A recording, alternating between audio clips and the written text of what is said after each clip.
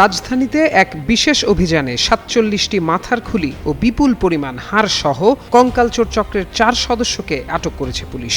ঢাকা মহানগর পুলিশের তেজগাঁও বিভাগ এই অভিযান পরিচালনা করে। সোমবার রাতে ডিএমপির মিডিয়া অ্যান্ড পাবলিক রিলেশনস বিভাগের উপপুলিশ কমিশনার মুহাম্মদ তালেবুর রহমান গণমাধ্যমকে বিষয়টি নিশ্চিত করেছেন।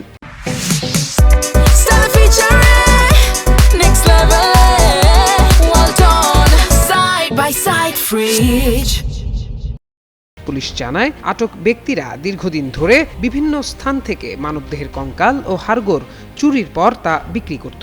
উদ্ধারকৃত এই বিপুল পরিমাণ খুলি ও হাড়ের উৎস কি এবং এই চক্রের সাথে আরও বড় কোনো গোষ্ঠী জড়িত কিনা তা খতিয়ে দেখতে এরই মধ্যে তদন্ত শুরু হয়েছে। এই অভিযানের বিস্তারিত জানাতে মঙ্গলবার ডিএমপি মিডিয়া সেন্টারে এক সংবাদ সম্মেলন হওয়ার কথা রয়েছে। সেখানে কঙ্কাল চুরির প্রক্রিয়া এবং চক্রের সদস্যদের পরিচয় সহ অন্যান্য গুরুত্বপূর্ণ তথ্য প্রকাশ করা হবে বলে জানিয়েছে পুলিশ।